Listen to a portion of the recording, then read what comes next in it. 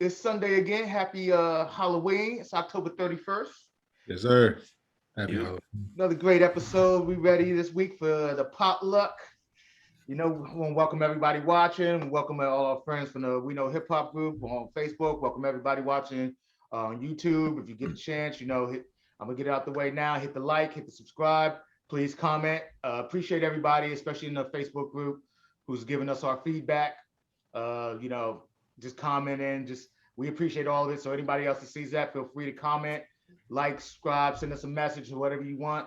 So we appreciate y'all watching. With that being said, is welcome to the potluck this week, everybody.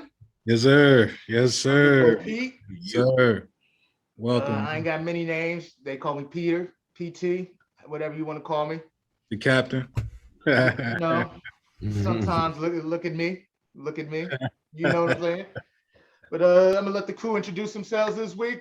TKO, where you at, TKO? You on the yard? Let us know. Yeah, I'm on the yard, man. You see these guys in the back fighting. This little midget fighting this guy that's 5 feet. He thinks he's 7 feet, but he's only 5 feet. But yeah, shout out, you know what I mean, to all the people's watching. Happy Halloween. Your boy Ahmad, aka TKO Joe. You ready for a good show? Let's go. Mm. Yeah, man. I like that energy. Shout out to the potluck gang, first of all, man. Y'all are dope. Yes, sir. Since we've been on this journey, it's been pretty dope just knowing y'all. But anyways, I'm top 5 still. And it's nobody else but your favorite and most hated top 5 Lou, whatever you want to call me. But y'all know who I am if you've been following. Thanks for the love. Happy Halloween. This year Halloween fell on the weekend, right?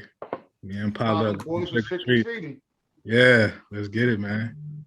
Last but not least, yo, what's up? This is Otis, Mike, Kenner, Mr. Nigga, the Nightmare on Yo Street, word to Will Smith. Yes, sir. All of that. Welcome to the potluck. Welcome. Hey, Otis, oh man, it's blanking me, but I heard you put the clip in. I was listening to something the other day, and it was an older song. And now I'm blanking. I have written it down so I could ask you about it. But in it, there's a quick second. He was like, AKA Mr. Nigga. And it was like a 90s song. And that's like, Most Def. Nah, it was somebody else. Nah, it was Most Def. It was that Mr. Nigga. Nigga. Yeah. Speakers in the crunk with the bass on. Okay. Yeah. Say ho. Yeah. Say ho. Look. I'm not calling myself Mr. Nigga to be ignorant. There's I'm woke, bro. There's a lot of woke meaning behind that name. I mean, it's getting goals accomplished. You better know some hip hop before you start watching this podcast. You feel me? Hey man, yeah, that's a fact. If you don't know where Never Ignorant Getting Goals Accomplished come from, that's it. Yeah, you already know. Yeah. So look, welcome, man. We got a good episode coming in. We got some good stuff coming down for y'all. Couple good topics popping off. We're gonna start off. We're gonna dive right into it. I see Otis got the shack up there. First thing we want to talk about today, I'm gonna use Ahmad put me on to the quote. Lil Wayne said, "Athletes want to be rappers. Rappers want to be athletes." So we want to talk about athletes or entertainers even who have gone into rap careers and how bad they were, or if they were good, how good they were, and with some of our favorites, So, no, you know what? Otis, why don't you set us off? Because you got Shaq up there, so I think we know where you might be headed, but let us know. Yeah, okay. So, I mean, just speaking of top 3, like top athletes become rappers, just when it comes to style and ability, lyrical ability, it's definitely got to go to Dame Lillard. Like that nigga's just the coldest. I haven't gotten around to his album yet, but I saw him on what is that? Sway in the Morning, maybe. Nice. Yeah. Oh man, the dude is cold as fuck. But just based off of accomplishments, I gotta give it to Shaq, man. That the nigga went platinum, bro. Like, he got a song with Biggie. He turned Shaq Fu into a video game. Like the dude, he did things, with his rap career. And yeah, that's just my number one. And because I like trash music, my number three is Deion Sanders. Okay. Mr. Must Be the Money, man. That that shit had me looking fly. Hey, listen. Yeah. Hey, Dion don't get enough, but that must be the money. And remember, Dion was running around at that time with Hammer. Well, no, Yeah, you can see. a little afterwards with Hammer and the Too Legit. That was Dion. Yeah, you can see Hammer's influence in that shit too. But yeah, man, that's my top three for athletes becoming rappers. And you know, I can see why they did it. Because rap was kind of like a little bit more of a free for all at that time, especially if you were a star, you had a name, people were more willing to spend money on your album. Like everybody shouldn't have did it. I know y'all remember that NBA mixtape. Yeah. Yeah, Cedric Sabalas was the best thing on there, and he wasn't even exactly. rapping. He wasn't. Was he? I thought he was just playing. No, that's Wayman Tisdale. That was the jazz player. Yeah. Was He Cedric ended up rapping? having Rest in Cedric was peace. rapping. He was the best And one on it still. he was the best one on that joint, but like that was the thing at the time. If you're famous, you can rap, and a lot of people just shouldn't have tried that avenue. But it is what it is. But you still We got got a little. Dion as your number three, right? We got a few good things out of it. Must be the money being the best one, but So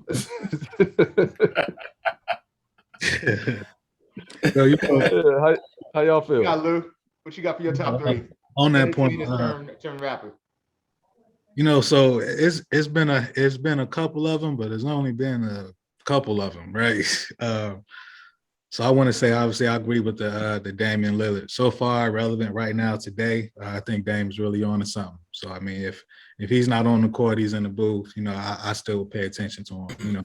And not that I have him in Roto or nothing. I'm anticipating his album, but if it comes out and it's sweet, I ain't gonna be afraid to say like, yo, knock that. But another one for me was Adrian Broner. Adrian Broner's made some music too. I mean, just like Otis just said, man, if you can rap, if you got the fan base already, and I think that's what makes it more comfortable for these guys to do that, because they already got a fan base. Whereas like when you're just trying to rap, you're trying to get that fan base, Right. Like you're just trying to rap, or you trying to make your own music, you got to get your fan base going. You got to do these shows. Whereas people already know you for something already, it's kind of just like they're gonna jump on that just cause they followers. You know what I'm saying? It's good to get a contract that way, because think about it, when you hustling out your car with your rap music, yeah, back in the day, and you selling them to, they were like, how many did you sell independently? Oh, you right. put your own. So makes Right. sense. And here's the other thing with that though. If you got money off your entertainment career to pretty much start up a label, or build a studio, you know what I mean? It's easy to get people to come through and do their thing, and you just jump on their music. So you don't necessarily have to be gifted on a pen, right? Like some people should have never picked up that pen. Some people should stayed outside of the booth as far as way as you can, and then obviously I got Shaq. Of course, he got a song with Nate Dogg, like he just said, he went platinum. And this is film, this is basketball, this is music too, video games, et cetera, et cetera. So, just to piggyback off of what Otis was saying, like, Shaq got music, it's pretty much dated, and I think it was a segment where Dame and Shaq traded bars too. I'm gonna check that out. Yeah, I think Dame and Shaq traded bars too, recently within the last few years. Shaq has always been that guy to kind of pick at certain people too, in his commentary. But I think Dame told Shaq, he said something like, "You don't want to meddle with me still." And I was like, oh. So, Dame, Shaq, Adrian Broner, yeah. TKO, what you got? Or you want me to give mine first? No, go ahead. It don't matter. Go ahead if you want. I'm gonna just pop in mine. I'm gonna be quick with it. Okay. Because it is Shaq. He should be one. For all he's done. Everybody's covered that. I'm about to pivot though. I had a list. Dame was 2, right? And I know Lou, you said I don't know if you said you got his album. I got his albums. I got the Loyal to the Soil. It's just fire. Okay. And he spits. And it's good music throughout it, like the whole album. Um, I had a number 3, but I'm about to throw something else at y'all. And it's not gonna be who you think. I know you mentioned Adrian Broner. So, Roy Jones Jr., is in there, but none of them. Okay. Iman Shumpert. Shump. Okay. I'm telling you, I know, and this is new within the past like few hours that I pushed him to number 3 because I started checking him out and his videos and his bars and his freestyles, and I was like, okay, he far and away better than everybody else that I was going to put at number 3. So it's definitely Shump. Lou, let me ask you real quick because I know Otis said it. What you think your best song by an entertainer is? And I'm gonna pivot around to TKO right after this stuff. Best song by an entertainer. By athlete or entertainer.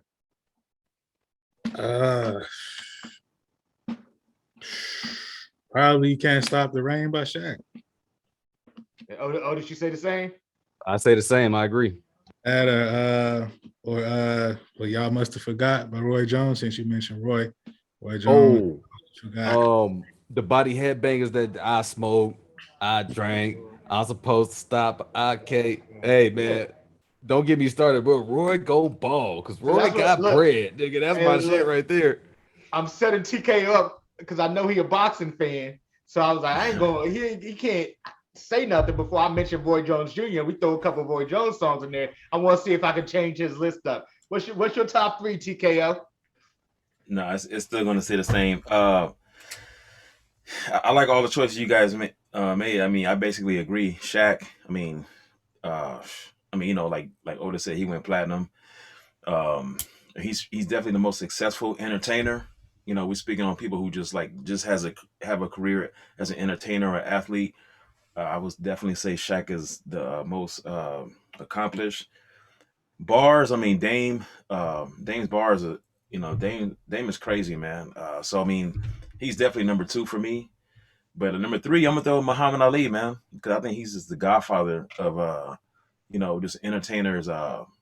Trash talking. I mean, he threw poetry in there, just rhyming. You think some of the stuff he said. When he said, "If you ever dream about beating me, you better wake up and apologize." He said, I wrestle with alligators, I've tussled with a whale, I done handcuffed lightning and threw thunder in jail. You know I'm bad.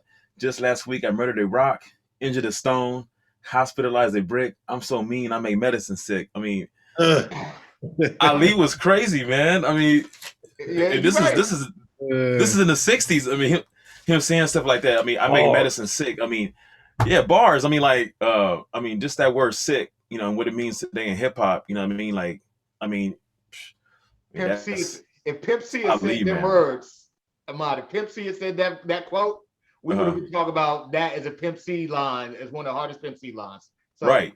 I can see that. You know what I mean? Yeah, Ali, I mean, he wasn't a rapper, but he's like, to me, he's like the godfather of that trash talking. And I think the avenues that he opened up allowed entertainers to be able to, not entertainers, but athletes, as well as entertainers to just be able to, branch into that as well. So that's my top 3. Okay, so I think we got a pretty consensus. I think number 3 was a little different for everybody, for the most part. But right, it was legit though. It was a legit. Hey, I gotta say though, out of everybody that we listed, so everybody that dabbled in rap, they kind of got better with their careers. Adrian Broner, man, as soon as that nigga stepped into the booth, it's like his boxing career went down the drain, bro. Like he was focused on the wrong shit. And that's your ass out that booth. That's what I'm saying. He just kind of just got the money to just do it, right? So away from it, but I get it. You want to try to stretch your money. You want to, buy a record, start your label with your money. It's just I just get it's tempting. You know, I ain't gonna lie. If I go somewhere and there's an actual booth and some guys in there spitting, I might be like, Hey, I'm gonna disagree with y'all on one thing, just on the best song by somebody who's turned into a rapper, and it's still Shaq. I'm gonna still say "What's Up, Doc" though. I like the Fushnikins back in the day. You trying to be different, man. I mean, I like that song too, but I mean, okay. I like it, but it ain't the same as "You Can't Stop the Rain," man. You got Biggie on there. Yeah. I mean, come on, man. Come on. He's just being. I mean, Oh no, I ain't listening. I you mean, trying to be different and difficult, man. That's what it is. Look at me, Pete. Come on, bro. Oh, Nah, but all right, you know what? It may be. I'm gonna have to go back and listen to "Can't Stop the Rain" because I said before we even started, I said "Biological" might have been one for me, honestly. But look, because it's new to me in the past couple hours, y'all need to go check out that Iman Shumpert. I was like, Shump got bars. Not only does he got bars, he's really in, like, doing creative stuff. And obviously, you know, he married to Tiana Taylor. So Yeah. lucky mother. Last thing I saw about Trump was his dancing. So I'm definitely gonna check out his music because he definitely been hitting because of his dance performance lately. Oh, that was you know, we won't go too far into it, but that was crazy too because I seen him on the. You think when somebody goes on there, their whole career shot, you know, but he became viral and killed it on there. Check out his music, man. And he got some cool little videos with it. He doing the visual things and everything, man. And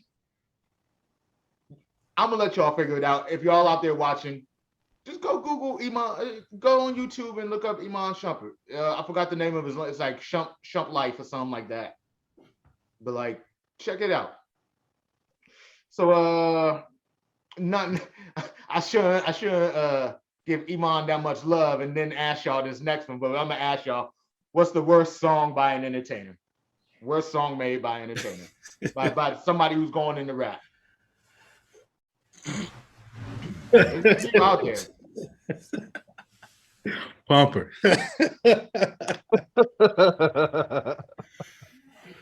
Hey man. Man, listen, I know we know. You gotta tell the people. I gotta say, but hey man, check this out. You asked, I'm gonna tell you. Brian Pumper. The song is called Pumper. Brian Pumper. If you don't know who Brian Pumper is, I'm definitely not going to use this platform to tell you who Brian Pumper is. You got Google, you know, and based just don't Google at work. And yeah, right. I know, right? On some of the recent posts I've seen, we know hip hops. There's some folks that probably know who he is too, based on their post. You know what I mean? Yeah. What's going on in the group lately? Yeah, we definitely got some addicts in that group, bro. I ain't gonna call nobody out, but I ain't gonna say no names either. But this is one guy. He only posts that. I'm like,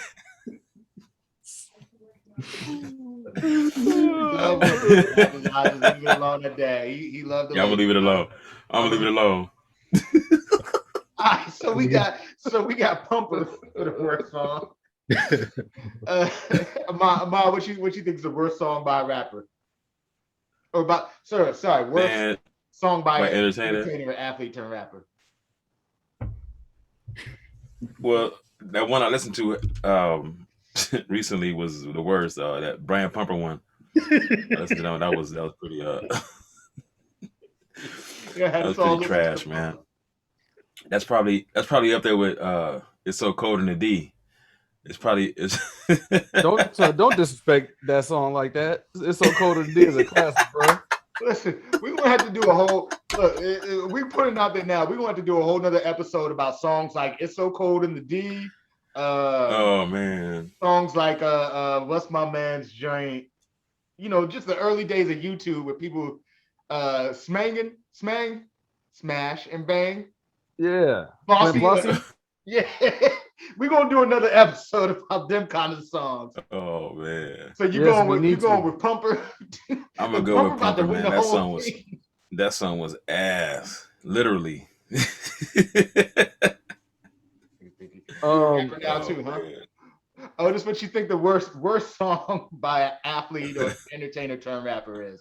So yeah, before we press record, I said Thug Poet by Kobe, but I think I might have to change that to Be a Man Hogan by Macho Man Randy Savage. Bad.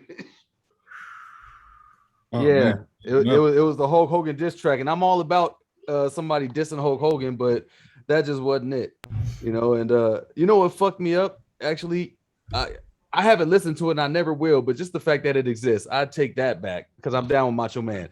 The John Cena album, that whole shit, like fuck John Cena, in that whole persona, dog. Like this nigga got famous off of acting like a wigger. You know, I don't like that. Yeah, He- pretty much.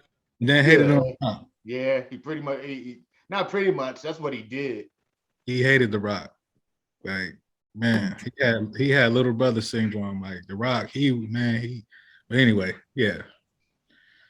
Yeah, fuck John Cena and his album. Yeah, that should never exist. So I had I might Don't you dare diss me, John nigga. Cena might win it all. Yeah, I didn't even listen to no John Cena. But you know, and honestly, like on this topic, like entertainers and athletes, the worst songs. There's a lot of people out there that have made some. I mean, like if we just say entertainers per se, or just if you put the spotlight on people, just say people who are in the bigger spotlight for whatever reason. M's mom had a song. Oh, Yeah, there's a lot. But we talking entertainers turn. I'm trying to say we didn't talk about. There's a lot of people we left out. Shia LaBeouf, he gets love for his rap, and I ain't never heard nothing that I've been like, okay, this is real good. I think I might have heard him on Five Fingers, and he was actually kind of dope on the Five Fingers. If I close my eyes and it was like, yo, this is Shia LaBeouf rapping, I'd be like, oh, okay, he's all right. But when I look at him and I see him on like Sway, I'm like, he don't need to be up here. This is true. Okay. I thought you were about to disagree with me. He just said, nah, this is true. You're right. Okay. Hey, that Macho Man was pretty bad, man. Yeah. His The voice which is one? the Macho Man one. The whole time. I can't understand a word this nigga saying. Be a man, Hogan. Yeah, so Man, we probably missing a lot of people because a lot of people came out with a rap song that should never have. Oh yeah. Oh yeah. Like I said, A lot bro, of if people. you're famous, you can rap. That's how that shit was back then. Of course. And so I'm gonna take back mine. I gotta go. I was gonna go with that Shazam rap from Shaq, but I can't even look. Y'all done throwing Pumper in there. Macho Man. My vote's going to Pumper. I can't even. It's Pumper for me. That's top three material, or top three of the bottom three, I guess. Yeah. Yeah. You got to throw that Macho Man in there too. Yeah, that's not Shazam bad, man. Because we genie. Ain't that what he said? We genies, right? Shazam. Yeah, look, it's real bad. Look, y'all want And I'm some sure entertainment? you If y'all can out find there with some a lot entertainment, worse. just go Google or YouTube. You know, the Macho Man rap. I think Hulk Hogan got a rap. Google Pumper rap. It's called nigga. I was just about to say, I'm willing to bet money he threw the N-word in there. Like, I can say this, right? That's what they say in rap. He said, Nas did it. Nas did it. Why can't I? Hey brother, I'm gonna say it anyway.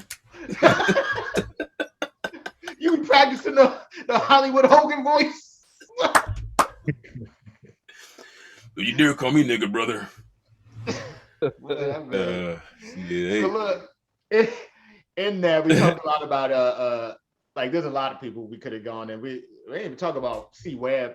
He had a whole time period and Oh yeah. I mean, he used to be my favorite player. That's Detroit. I was shouting out Detroit for you, Lou. That's C Webb for you. Oh, for sure. Michigan, definitely a Fab Five is definitely a classic team as far as. But let's reverse it though, real quick.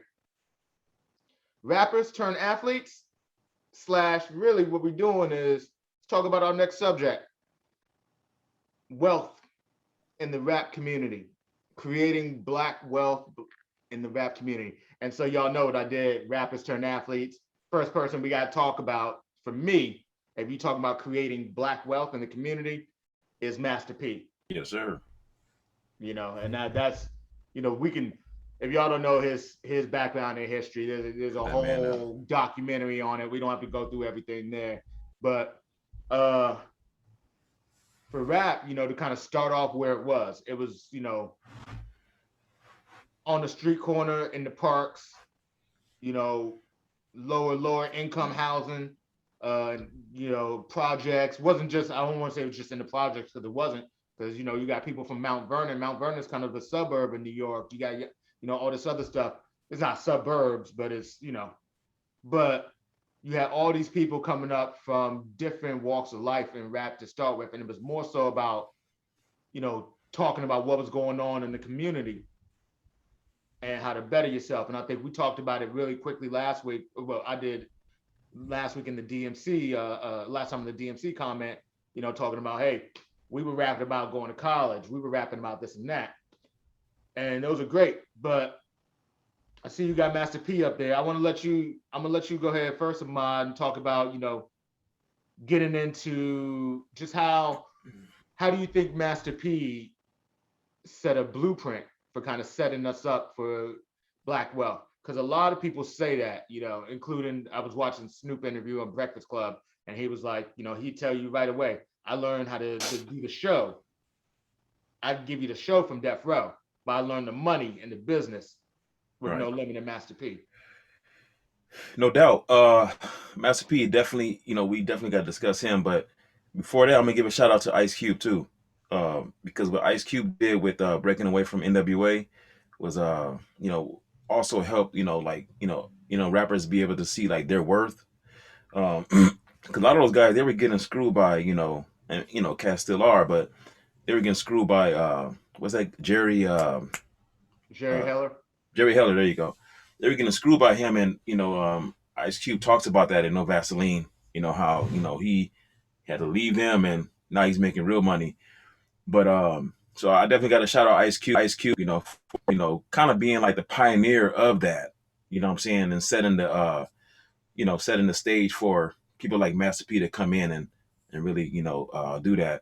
But I still want to give Master P a lot of credit too for being like the modern day, and you know, just with starting the record labels, and you know, like helping other cats you know, branch off and do their own thing as well, and just, you know, putting the city like New Orleans on his back, you know what I mean, and making New Orleans you know, like a well-known you know, place for hip hop. Because before Master P, I mean, I didn't know anything about New Orleans hip hop. You know what I mean? I knew, you know, Mardi Gras, you know, the Saints, Yeah. you know, stuff like that. But I didn't know about New Orleans hip hop until Master P came along. That was back when I was in the army, you know, late '90s. You know, and when No Limit came through, I mean, it was just, I mean, they were putting out albums damn near every week. Felt like, uh, and you know, they had the, you know, the and he created a space for everybody to come in and, you know, drop a verse on, you know, different songs. You know what I mean? And so he created, you know, wealth for, and you know, popularity for a lot of cats who, you know, we wouldn't even know who they were. And Yeah. and I think like Snoop Dogg had an interview where he talked about like how nobody was getting real money in hip hop until Master P. You know what I mean? Like he was with Death Row all those years, and not, you know, and he wasn't like really getting money. But he said like when he said he went to No Limit, he said they was getting the money. You know, he said like cats had their own houses, had guns, had, had dogs, cars. I mean, but I mean, you definitely got to give Master P his love, man. I mean, just some of the stuff that he's done and he's still doing. Ownership. I mean, man, hats Everything. off to Master P, man, for sure. He Hey, created a lot listen, of black wealth. to your point, Ahmad, the whole New Orleans thing. Listen, if you say Hootie Who before Master P, people didn't know what Hootie. And if you wasn't in the NO, Hmm. and I got a quick little story. My boy went down there back in like 2001, right? And he thought, you know, He was actually he was he was in school in Nashville. And so a lot of his partners in Nashville, but from New Orleans, he went down there and he said he got out. And the homegirl he was with, you know, she was Fifth Ward, the whole nine. He got out drunk in the car and was like, "Who do you?" And she slapped that nigga and put him back in the car because them boys came out the street. He said, "Nah, you don't just yell that shit out around here." But we ain't know that. Now shout out to Master P for a lot of that. I see you, Otis. I see you waiting. I knew who it was before his face came down. I seen the man's lips. No, here you go. Look at this nigga like, what the fuck is $1 doing here? It's my favorite Diddy picture, you know, but that's just for jokes, bro. I don't think he's the one that made people rich. He made himself rich. And that kind of brings me to my point about this whole rap creating wealth. Like rap has created generational wealth for people that like chose to learn the business side of things. But for the dudes that just wanted to be rappers and they care more about the fame than they do the money, like it just gave them the wealth that might not even last for the rest of this generation, you know. And there's rich and then there's nigger rich, and then like rap has made more people nigger rich than it has made rich niggas, you know. Like I'm gonna disagree like, with you on one point, Otis. what's that? I think rap hasn't done that. I mean, I hear what you're saying when you say that. I think the people have done that. Them rappers have made themselves nigga rich. People have done it to themselves by signing deals. Like it kind of goes back to what we were saying about Drake. Like it makes no sense for him to still be signed to Birdman or anybody, because Drake is the biggest artist in the game. He would just make so much more as an independent artist, but for whatever reason he chooses to stay signed to a deal. And yeah, he's still making a lot of money, don't get me wrong, like, but he could be making so much more. And that just goes to what I'm saying about cats learning the business side of the game. And I'm sure he knows, who the fuck knows why he's staying signed to his deals or whatever. But for the average cat that's not Drake, that's not Master P, not Jay-Z, what are they doing? You know, you don't like Big Sean just left his deal with Good Music. I bet he's going to start making a lot more money now, you know. And if you the cats that learn the business side of things, the cats that learn how to run a company, they're the ones that are building that generational wealth. And it's not, and you know, Master P's the one that was maybe willing to share the wealth, you know, more than others. But you got to be a boss to create that true generational wealth. I mean, You know, we clown a little bit about Tech Nine, but there you go. Yeah, I forgot to mention him.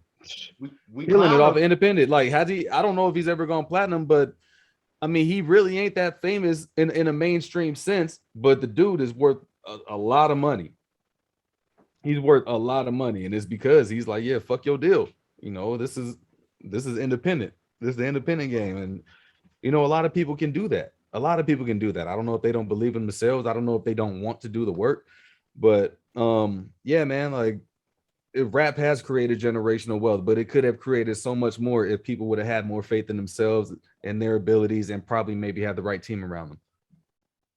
Facts. Look, one reason I love having Otis here is he keeps me on track with my shit and my, you know, my hotepness. So when I fall back into the trap, if you will, Otis always give me a little tidbit to remind me, hey, nah, remember this. It's cute that we want to talk about it, but there's people out there that getting fucked on the regular, and we fucking ourselves on the regular a lot. And I think you asked the question, and I don't want to badmouth nobody, but I think a lot of it is willingness to do the work, and it's a fear. Yeah. It's a fear. It's a fear about doing the work. Or if I go out here, I'm not going. So it's not. What you think, Lou? Chime in. Man, so we talk about rap creating black wealth, correct? Yep. So I'm just gonna start.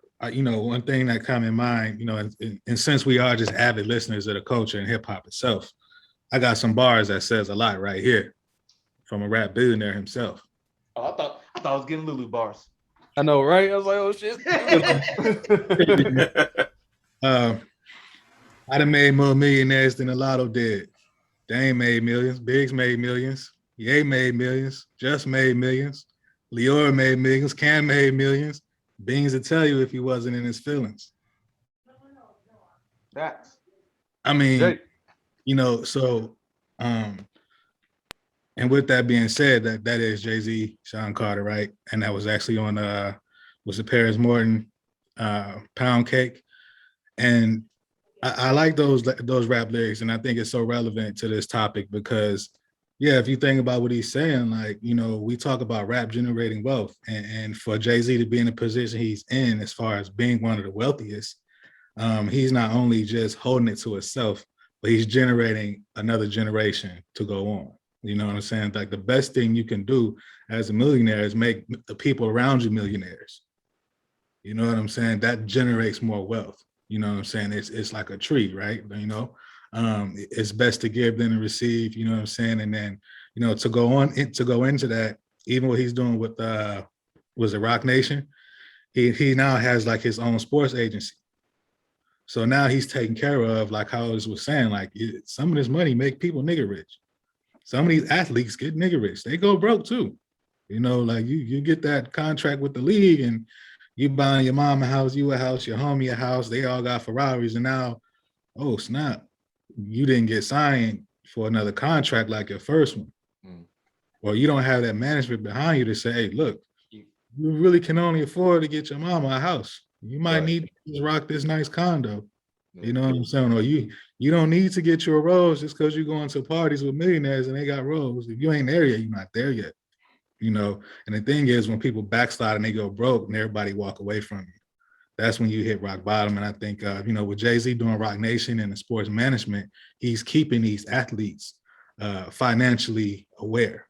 Mm-hmm. So even starting that type of structure or institution, you know, to carry on Black wealth, it's kind of like with Master P, you know, pretty much putting it into the community, making sure the people around him got it. Like, I'm sure he's in LeBron's ear. I'm sure LeBron has people in his ear about how to manage his money too. It might not be Jay-Z directly, but obviously, I ain't gonna lie, like, if I became $500 million richer overnight, I need help. I ain't gonna lie to you. I'm not gonna say, you know what I'm saying? Like, I need new friends. I need help. You know what I'm saying? Like, you know, I don't want to blow it, you know. And so I think as far as rap generating, you know, Black wealth, I also want to mention Akon. You know, he definitely took that money back over to the motherland and put up lights and power in the communities, you know, and they may not become millionaires off of that, but that's generating wealth still in those communities. You know what I'm saying?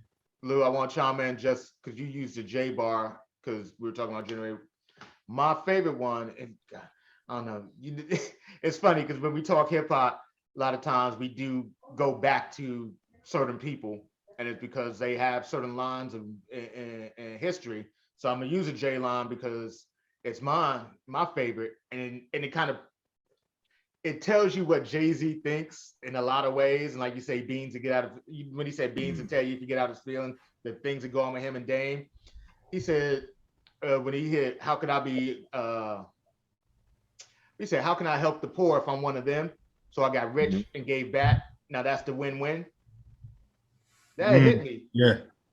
You know, but I understand people can have an issue with that, like mode of thought, like, oh, you just gonna fuck everyone else.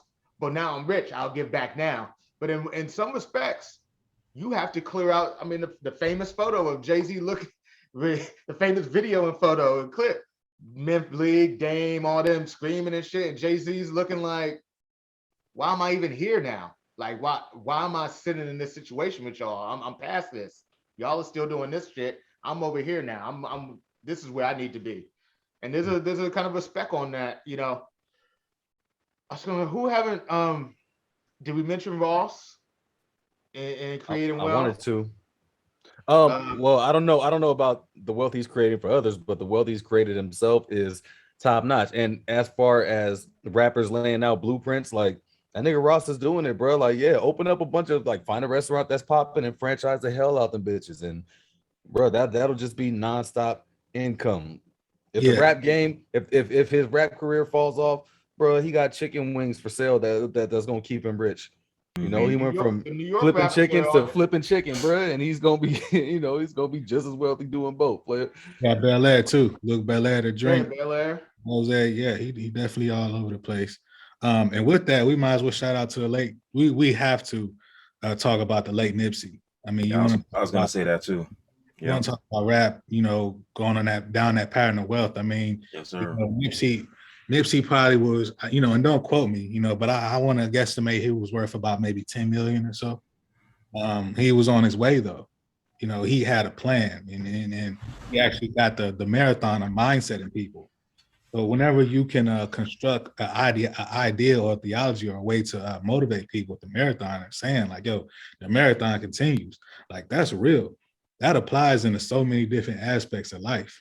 Like I was just having a conversation last night about like even when you may fall off the beaten path or you may get discouraged, but like your goals don't care about your feelings. Nope. And just to, since we like to keep it hip hop and current.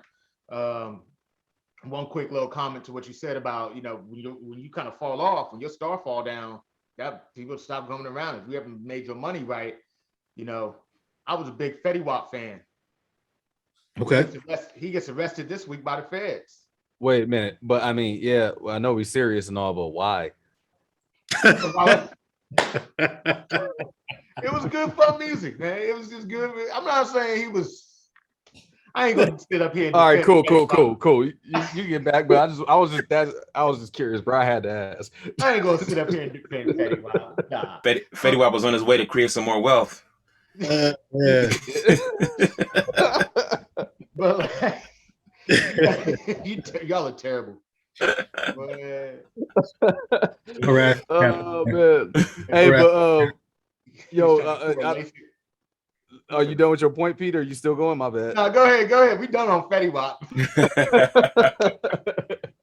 So kind of goes to what Lulu was saying about that marathon mindset. I'll never forget, man, years ago, back when I was still rapping and shit, like Nipsey came out with some mixtape. No, it was around the time the news dropped of him selling his mixtapes for what was it, 100,000 a pop or 10,000 a pop?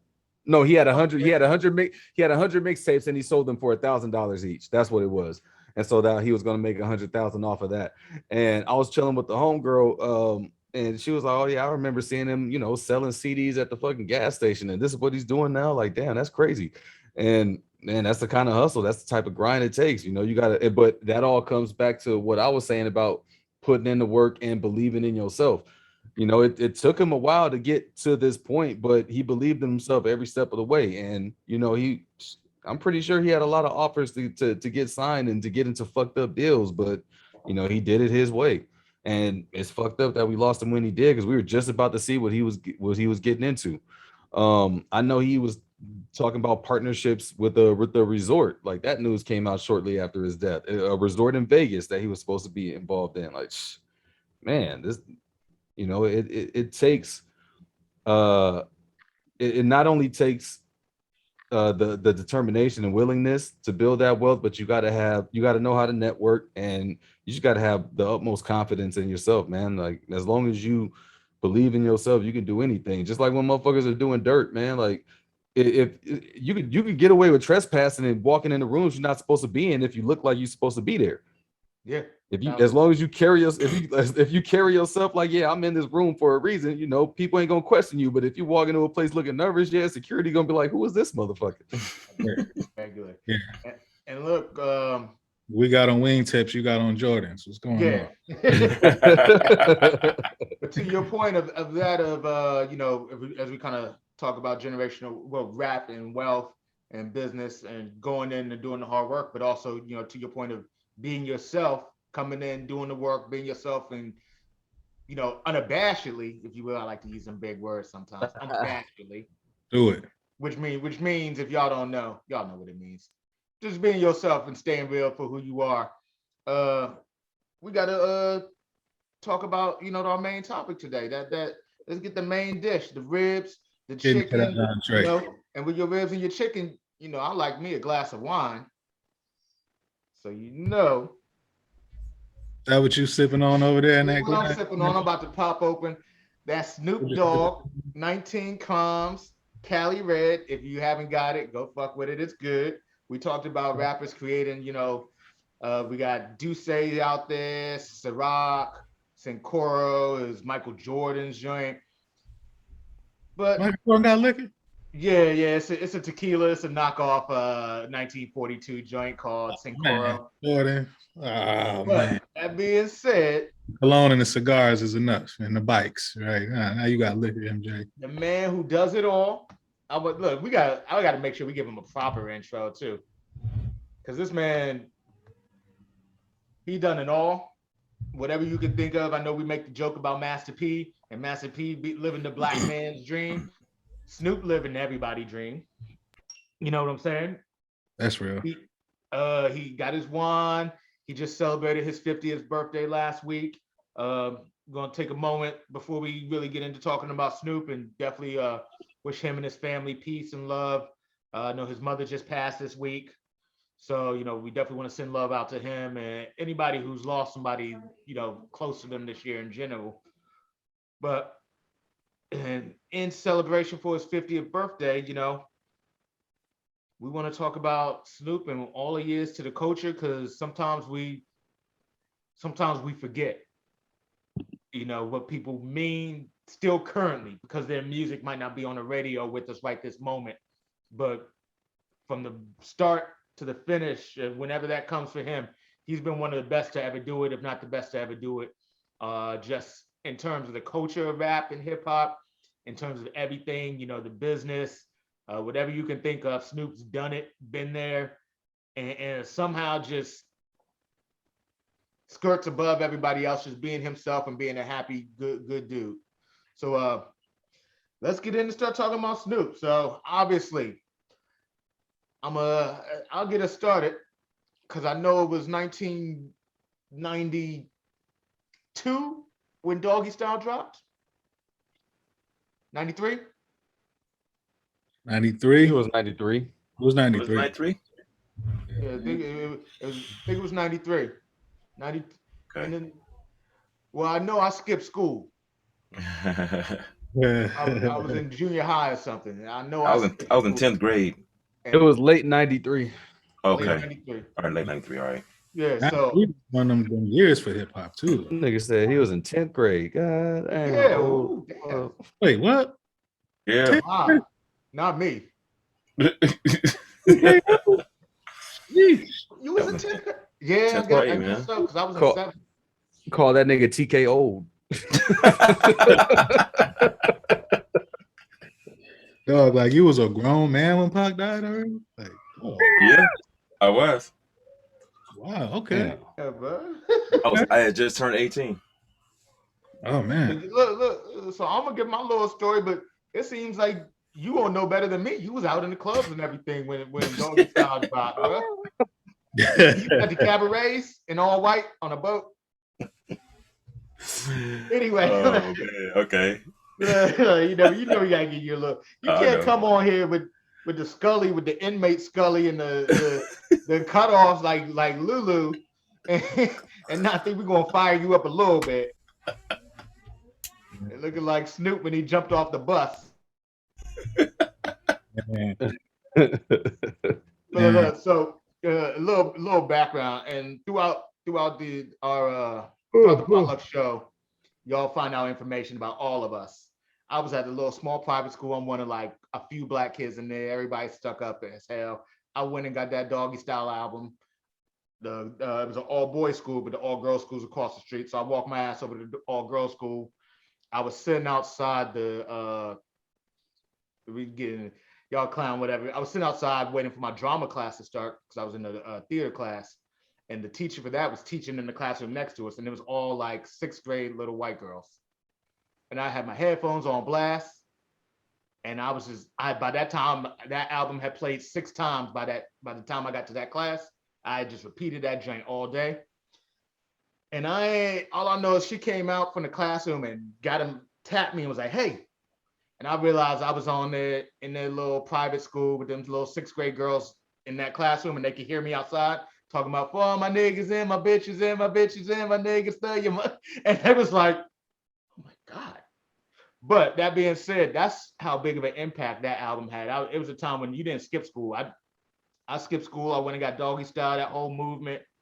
It changed rap. you know, Chronic, hearing him on Chronic, starting with hearing him on Deep Cover, that changed rap right then and there. Um, Ahmad, you seem to be the eldest with the best memory on it. Give me your doggy style memory. I want to start with the doggy style memory because we're gonna talk about some other Snoop stuff, but it's doggy style, right? That's his best.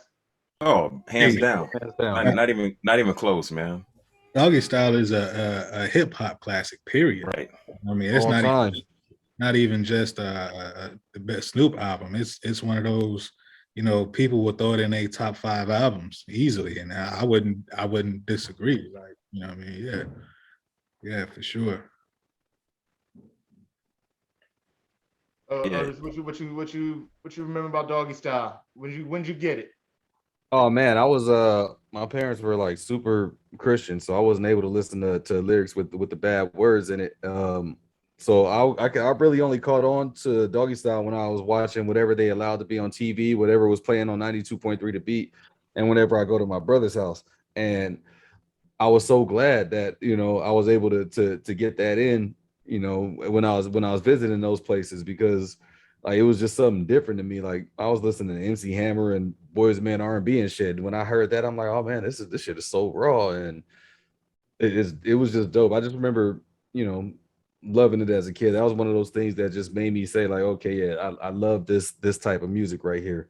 Um, I mean, just one of the earliest memories. It ain't really about the music. It's just about how I took hip hop to heart at that time. I was in class and there was this little redhead bastard named Stanley, and this motherfucker, like I don't know how we got on the topic, but he was like, "Hey, so my mom said Dr. Dre and Snoop Dogg are bad men." I just looked at him like, "Well, she doesn't know nothing." Fuck your mama type. I didn't say that, but yeah, like it was on some fuck your mama shit. Don't be talking about our stuff, like it was because Snoop Dogg and Bone Thugs were Snoop Dogg, Dr. Dre, and Bone Thugs were the people that made me love hip hop. And anybody that said something bad about hip hop, I took that shit to heart because of them. But like I said, I was a little kid at that time, so my memories ain't that rich. You wasn't that little of a kid, man. You understand it. So you kind of Yeah. touched on it, but I definitely want to ask you, like, what do you feel like his impact on hip hop is? I just want everybody kind of, what do you really feel his hip hop impact on the culture is? I mean, he was one of the driving forces behind the commercialization of hip hop. Even though his shit was, just so raw, and it really wasn't it wasn't the type of music that should have been played commercially, but it was. And yeah, like the genre would have grown without him, but I don't know. I think he kind of helped speed the process along. And like he was just one of those kind of characters that personified rap music as a whole. He was cool. He had that little hardness to him. He appealed to women. He had the money and the image and so on and so forth. Like when you looked at him, that was rap right there. And the music that he was coming with at the time was good. Like I don't know, it was just something about him that just I really man, it's hard to pinpoint what it is about Snoop that just makes him that nigga, but he's always just been that guy ever since he first stepped on the mic with the 1 2 3 into the 4, you know. Oh yeah, yeah. Another thing. So I want to chime in on that too, because like my memories of Snoop Dogg is definitely his way of rhyming. Like, so obviously I was on the Nas, and Snoop Dogg obviously had his own sound too. So nobody does what Snoop Dogg does. You know what I'm saying? And I mean, we all know Snoop Dogg lyrics. With so much drama in the LBC, it's kind of hard being Snoop D-O-double-G, like, even that type of flow. You know what I'm saying? It changed hip hop, and it kind of opened up a different style. And to me, like I didn't grow up in California, the West Coast. I'm not from there, but he's painted pictures for me. You know what I mean? He's painted pictures, so I feel like, man, this must what it really be like in California. Like the videos, the gin and juice videos, the party and all that. Like, he's been real good at vividly painting pictures lyrically, right? Yeah. And I think that when we talk about how he's inspired, the culture, or who he is in the culture, like, even Kendrick Lamar, he was one of the guys that Kendrick was like, man, I was blessed by Snoop game. Like, you know what I'm saying? Like, I feel like Snoop is how they say Uncle Charlie Wilson. I think for our generation is Uncle Snoop. Yeah. Oh You know what I mean? That's fair, you know what I'm saying? Like, yo, everybody, don't nobody talk bad about Charlie Wilson, you know what I'm saying? Don't nobody talk bad about Snoop. Snoop has Uncle Snoop, obviously his influence on Bow Wow, like, everything, even in like, I remember seeing him in Baby Boy. Remember he was in Baby Boy? Is this Jody? I thought it wasn't bad. Snoop wasn't bad in Baby Boy to me. Like, for him to be a rapper, for him to not be an actor or that not his thing, but I was like, man, this dude is talented. Like, or either he just played that role really, really well for some reason, but he's talented. So to me, this guy's giving us like, he was giving me like lyricism. He was painting pictures for me. He was, able to hold down a role on Baby Boy and still kind of be himself too in that role. So to me, it's like, man, he definitely was a guy that wasn't afraid to explore whatever he wanted to do. He was pimping. Was it Bossing Up or he was in like a few pimp movies too. Mm-hmm. Bones. Bones, yeah, he was in a scary movie. Yeah, he was in a scary movie, and man, you want to talk about rap idols, top 5, like top 10, wherever you want to put them. Big Snoop Dogg is definitely up there in that conversation. So, for me, that's what it was. Doggy Style always rides.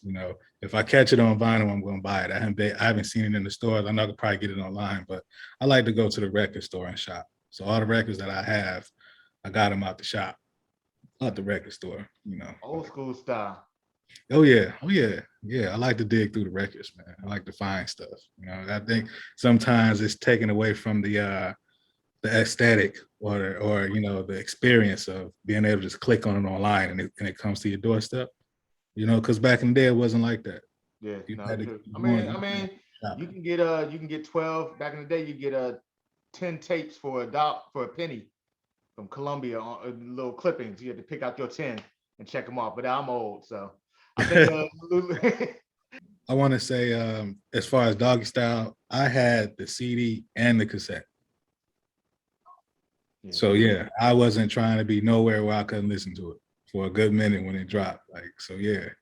Hey, and on the damn cassette, it folded out, and you had all the lyrics. Yeah. Yeah. It was a fold out like this long. Yeah. I'm like, I miss man, those days. I'm like, man, khakis and Cortez and flannel shirts. Like, what is this? This is cool. Like, like this is cool. Listen, man, it was hard being on the East Coast and really loving West Coast rap. They look. Yeah. I probably actually got in some real physical altercations over listening to West Coast rap on the East Coast, especially when the tension started getting high. And they thought, I think somebody called me a traitor one time. Shameen, Snoop killing music. If you ain't listening to Snoop, then what the fuck is you listening to? Like that's how it was. Ahmad, was Snoop's impact on the hip hop culture as a whole? Man, I mean, you think about it. Okay, I was just thinking right now, and I could be wrong, but I mean, like you said, I don't know if it was you or Otis, but he has this very distinct sound, right? With Snoop. You listen to Otis said, okay. You listen to a lot of cats at that time. I mean, they were kind of yelling in the tracks. You listen to NWA. It was very like, gangster rap was like, it was like hard, like, yeah, mother, blah, I kill you, but blah blah, or F the police, or all that kind of stuff. Even some of DJ's quick stuff too. It was like more hard, like yelling. And I think about Snoop. Also think about like Ice T. Ice T. He was very laid back. With a lot of his stuff, and I feel like Snoop was kind of the same way, but Snoop was better, and also linked up with the right people too. You're linking up with Dre.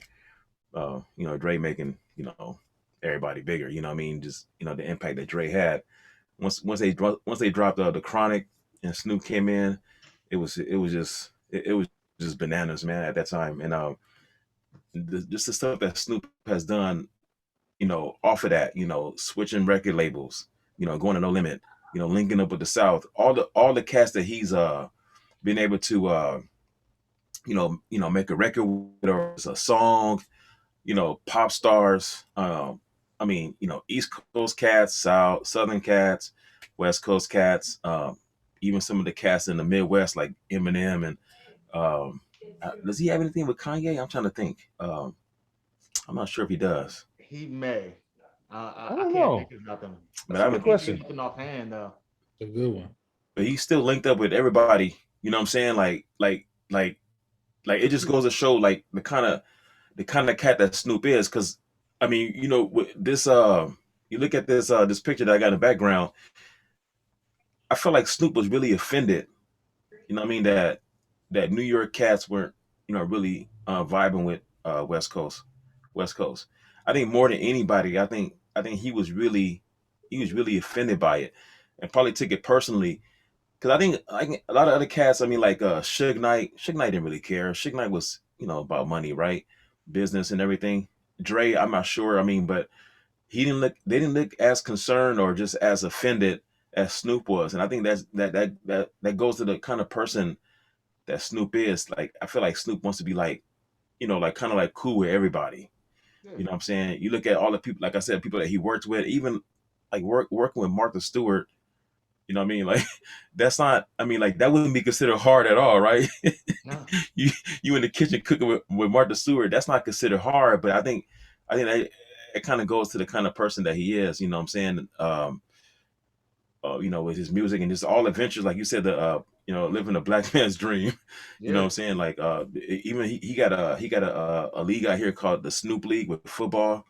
So they, able to get a lot of young cats involved with football, and just being able to get seen at a really young age, and then hopefully for them to venture off into you know get into a college like USC or UCLA or somewhere in the South like Bama or Florida or you know and so he's doing a lot, and he's done a lot as far as being able to like venture off, you know acting, comedy.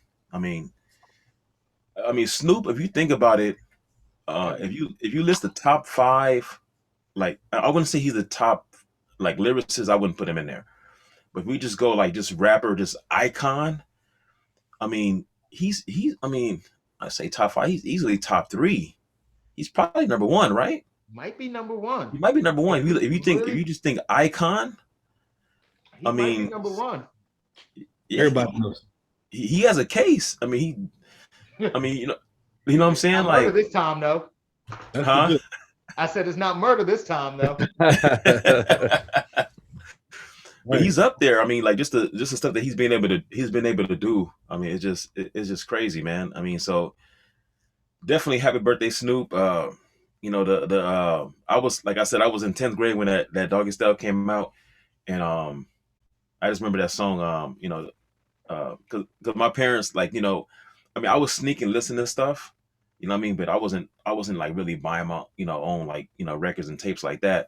And my parents, they didn't let me listen to stuff, so I had to sneak and listen to stuff. So I know my cousins, they had the tape. They had older brothers, so they had the Snoop Dogg Doggy Style tape. And I heard it, I was like, man, like just the whole thing from the beginning, like the intro, what I'm saying, the Curtis Mayfield, you know what I mean, what I'm saying, him in the bathtub and everything, you know, it I mean, just from beginning to end, which is a classic, man. Yeah. No Yeah. skips. That You know West what I mean? Coast sound was definitely, to me, that's what defined the West Coast sound for me. Like from a kid, living on the East Coast, that doom doom doom doom doom, Yeah. that funk, you know what I mean? He had Mhm. that funk, that West G, Coast sound. I was G like, Funk. oh, yeah. I'm like, oh, this is California music. This is what it sounds like over there. You know what I'm saying? Like, it was Right. part of that picture. Yeah. The Snoop Doggy Dogg. Yeah, listen. Like those. When Man, you was, hey, you got a hit when kids in dances, because I was probably in 7th or 8th grade dances, and like when we go to parties and that joint would come on, nobody was doing nothing but like this. Just this all, Man. it wasn't no real dances. You were just doing like he was doing in the video. It's We crazy, standing man. around just like this. We ain't, you like, but so Before. Y'all motherfuckers are dancing like GTA San Andreas characters. Hey, also I forgot to mention this too. So like him and Dre, they were kind of like the well, you think about it, the godfathers of that G-Funk sound. Mhm. You know what I'm saying? Before Dre, or with NWA, it didn't sound the same as, like with stuff with Death Row Records. You know what I'm saying? All the stuff that they came out with that, with Snoop, and then even like, Warren G, he wasn't part of Death Row, but he had like, some of that similar stuff too. Daz and all these guys, like Snoop was kind of like the first like rapper in that.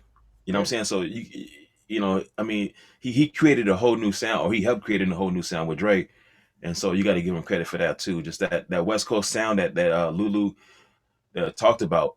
That cats on the East Coast, or other places like first heard and like identified the West Coast with that. I mean, that's pretty much thanks to Snoop and Drake. You know what I mean? Heavy, it's an age thing and a parent thing and everything. When they coming up, what their folks were listening to was that Curtis Mayfield, but also, a lot of more smoothed out stuff. And, Snoop's got many albums where he's always shouting Charlie Wilson, Bootsy Collins, Funk, and that Snoop and Dre came up listening to that Parliament Funkadelics, but also the Curtis Mayfield. And, Mondo's, a lot of the California people come from Southern roots. So you had some of that smoothed out Southern blues and the G-Funk. You put that all together, man, it was smashing. It was a perfect combo, man. Hey, to your point, I don't know if he did a song with Kanye. I haven't looked it up. But in listening to Snoop this whole week, what caught me really off guard was I was listening to Ego Trippin', I think, that album. And I can't remember the name of the song, but it was Snoop and the joint was banging. And he said, "All right, Big Soldier." And I was like, oh, this Soulja Boy. And it was Soulja Boy, Snoop, which caught me completely the fuck off guard. And it sounded good. And then Bum B came in and finished the shit off. And I was like, Soulja Boy, Bum B. Bum B and Snoop cool. But you just threw Soulja Boy in there. And I looked and I was like, okay, this did come out around 2010. 2011, 2010, 2011. And why wouldn't you have Soulja Boy on there? He was hot at that time. Then I started listening to all the other stuff, and like Doggy Style, we know back and forth. But as you get into all those other albums, I start hearing, oh, Snoop's changed with the times a lot, especially hearing some of the older stuff, the new stuff now. And I'm like, he done some things. Now he'll tell you, I saw an interview and he said, look, I don't rap like the new guys rap, but he's got a versatility in his flow. So that being said, I do want to ask y'all the second best Snoop album, because I think everybody knows Doggy Style's number one. What's your second favorite? I got R&G, Rhythm and Gangster, man. R&G. I love Rhythm and Gangster. That's a good album. Okay. Ups and downs, smiles and frowns. Yeah. What you got, Ahmad? What you got for your second favorite Snoop? I got Last Meal. I like Last Meal. I like Last Meal a lot. Okay. That was his last album with No Limit, right? No Limit. Yep. Yeah. And that's when he I think he explained it, saying like, this is the last thing a nigga's gonna eat off me. From what I remember him saying. I mean somebody could fact check that, but I think he was saying like this is the last time y'all gonna eat off of me, right? So last time a label's gonna label somebody gonna eat off him. Yep. Right. Definitely said that. Otis, what's your second favorite Snoop album? Or second best? It's a toss up between Top Dog, which was a second No Limit album, and Blue Carpet Treatment. I'm leaning more towards Blue Carpet Treatment, but Top Dog just has that nostalgia factor, man. Like I know we ain't supposed to be saying anything bad about the man, but it's like he had two bad albums that two albums that weren't that great after Doggy Style. It was Doggy Style and then Doggfather, then The Game Is to Be Sold, Not to Be Told, and those two after Doggy Style weren't all that great. So when I heard Top Dog, I'm like, okay, this nigga's back. Like, okay, this is why I was a Snoop fan. And so, man, like I think that has a very strong nostalgia factor for me. So the Top Dog is fire, man. So on that note, when you talk about how he's had albums that were kind of subpar, so I was kind of right. I was on that too for a minute, and the one that got me back was "Paid the Cost to Be the Boss." Mhm. I actually kind of like that one too. So when I heard "Paid the Cost to Be the Boss," I'm like, okay, Snoop back behind that pen again. Yeah. So I definitely He found it. Yeah.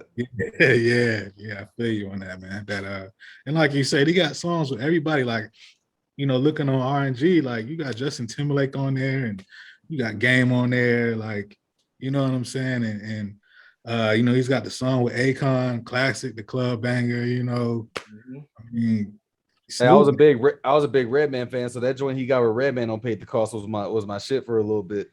Mhm. So I was listening to that Breakfast Club interview, and if y'all don't know, Snoop just did a Breakfast Club interview, but also he's now one of the creative leaders at Def Jam. He's not on Def Jam as an artist, but he took a position with Def Jam, and he talks about, and if you watch the Wu-Tang series, they talk about it too. It's like, if you a rapper, your dream is to be with Def Jam. Like, and even for him, 2021. So he took on a position with Def Jam, and he was saying, and they were talking about some of the tracks on the album he put together. It's a Snoop album, but it's mostly Snoop. It's Snoop Dogg Presents. And he said he was trying to get Def Jam back up, and he got a Redman and Method Man track on there. Where he said with the new female artist, that he said it's fire. So when it drops, I want to be able to check it out. I don't know if it's dropped yet, but nice. So you say which one? I'm gonna pin you down, Otis. Which one? What's your number two? You say Top Dog? Because I hate nostalgia, I'll say Blue Carpet. Don't hate nostalgia. Nah, man, nostalgia clouds judgments. But yeah, I'll so because of that, I'll say Blue Carpet. And I just want to clarify something you said. Whenever you hear us talking on here, it's not hate if we tell you we don't like an album. It's our opinion. Just like you got an opinion. Yeah, if your album's a fold up plate to put in the trash, potluck. We're not saying Snoop's albums are that, but we're just saying we're not hating on you as an artist or anybody. Right. I'm sure no artist is really offended by hearing his music is trash. Like, that's what you want as an artist, to be like, all right, I didn't hit the mark maybe this time, but I don't think nobody's gonna stop rapping because my opinion. Come on, man. I mean, some people should stop rapping.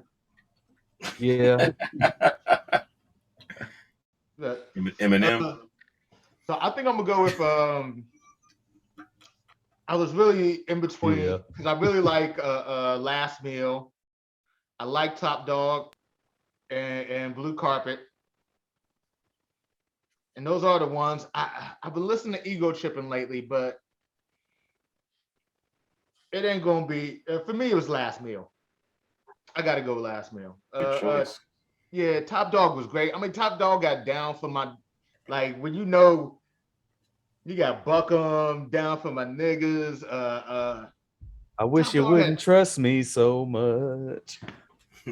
Yeah, and when you find out the history behind the original, I wish you wouldn't trust me so much. You'd be like, that's a cold ass song. Bobby, no good Womack. But yeah, I think I got to go with Last Meal because that, for me, fuck it. That shit's nostalgic. That came at a time in my life when I needed it. And I can't tell you how many times I played Losing Control and thought about this one particular bitch.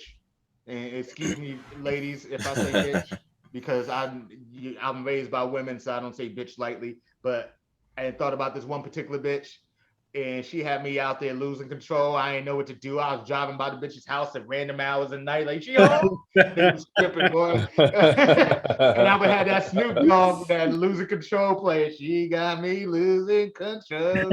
Yeah, I done it. And nigga was riding by. So I think you got to be that for the. Otis hate nostalgia. I love nostalgia. For me, I think that's the one.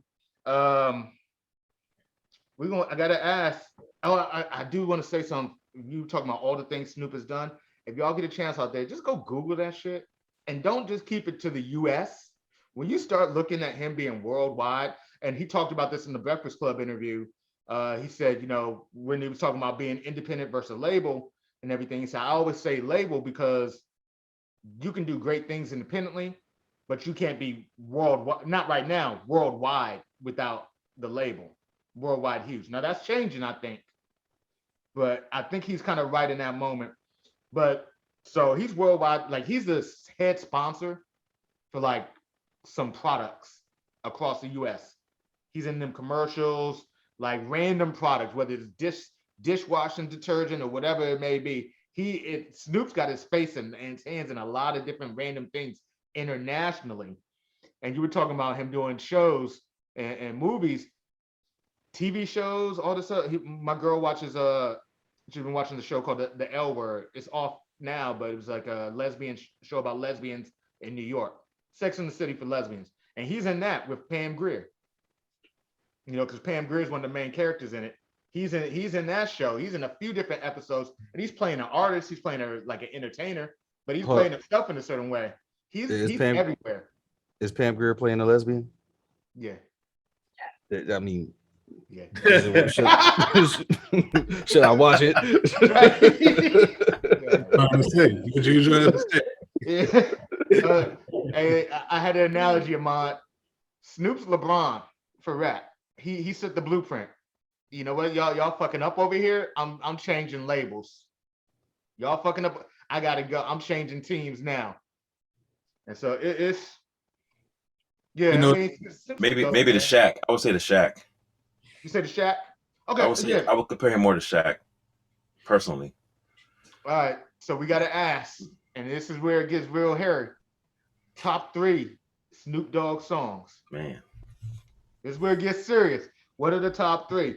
And look, I'm about to throw something out. Y'all didn't prepare for this. You can't have 3 songs from Doggy Style. You got to give me at least one from somewhere else that's not Doggy Style. So check it. I got that. Check it. I'm gonna go right off the top right now before we even get off into it, and I have a change of heart or change of mind because I know how y'all doing here on the Potluck. All right. So I'm gonna go with Gin and Juice, What's My Name, and Drop It Like It's Hot. Okay. But that's Doggy Style though. You didn't follow the rules. Yeah, I got one extra out there. Yeah, I got one out there. That's it. I just need to. You gave me one, just one. That's not. I'm about to change one of my songs down.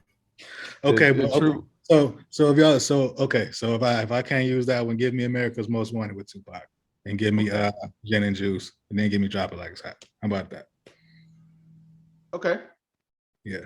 You know, Snoop made it hard for people to stop smoking weed, man. Like, you know what I'm saying? That's another thing about Snoop. His image too, man. Like, you know, he's like one of the coolest guys in hip hop. Like, period. Like, you know, if Snoop called, you answer. Like, if Snoop pulled up at your cookout, you ain't mad. Like, whether you Crip, Blood, whatever. Like, you know what I mean? Like, Snoop, you know, as TKO was saying, like, just that idol, that icon, man. Like, ain't nobody.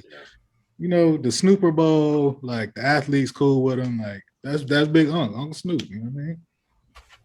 You do it all, man. Yeah. Ahmad, you got your 3?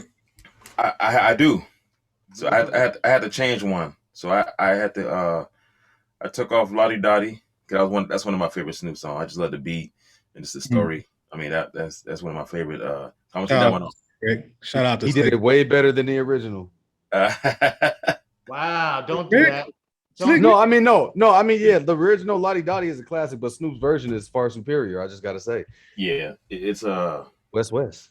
See, this is why I hate you niggas on Potluck, man.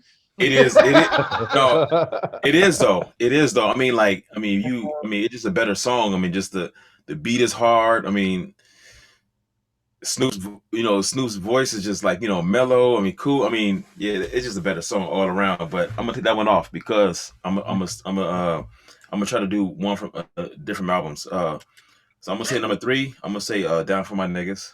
I mean, that's just a great song all around, workout song. Mention workout again. Just you know, just I was gonna catch it. I caught it. Yeah, you know, and everything. When you on the yard.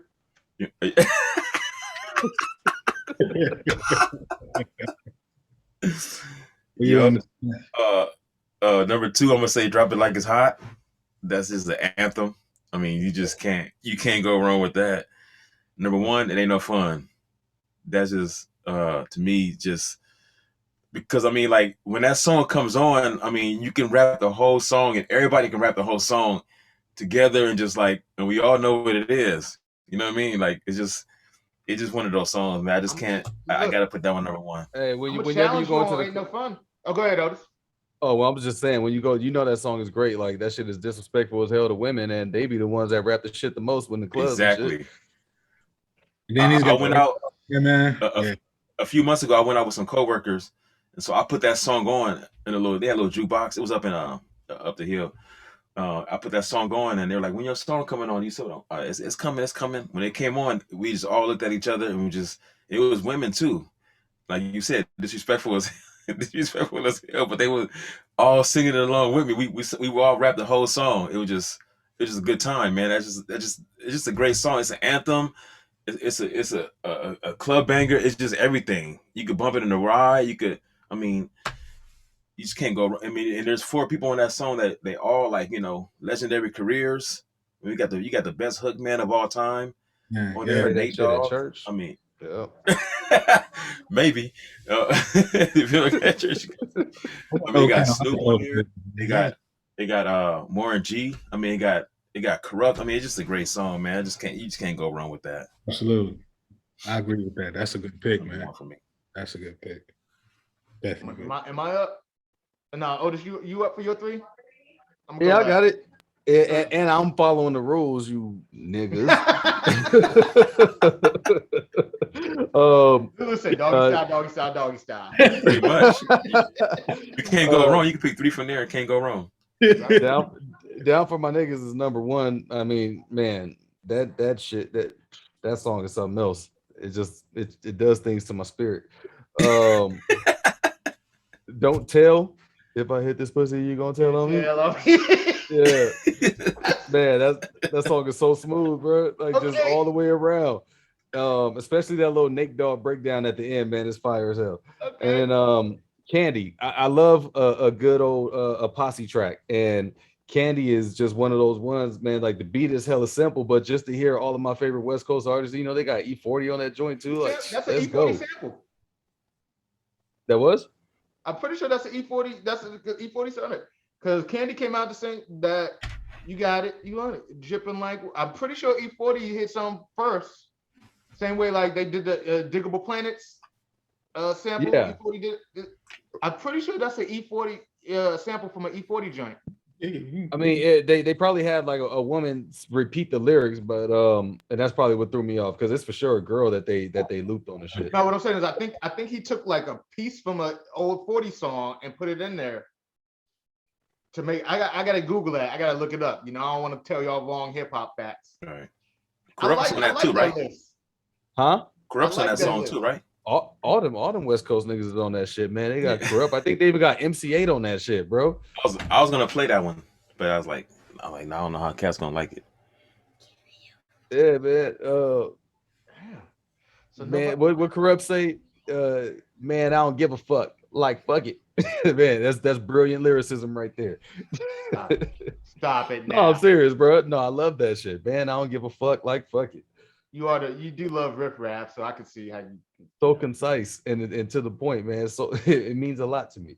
But that's my personal favorite. Like that, yeah, those are my personal favorites. If I could just break the rules like these guys, though, top 3 commercial joints got to be nothing but a G thing. Drop it like it's hot in gin and juice. Fair. So I'm gonna go with you know what? My number one is gonna be Murder Was the Case.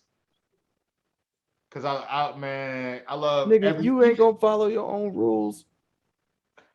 Murder Was the Case was on a whole soundtrack. Had its own thing. It was on a different album, right? All right, Mr. Technicality. it was on a different album. See?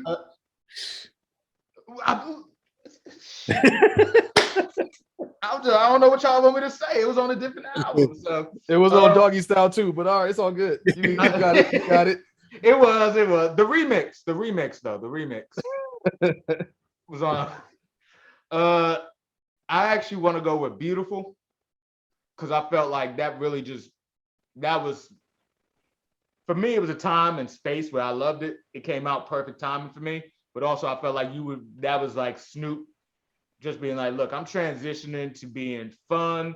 Life is beautiful. I felt like he wasn't just talking about the women in Brazil in the video. He was like, look, life is beautiful. Things are beautiful.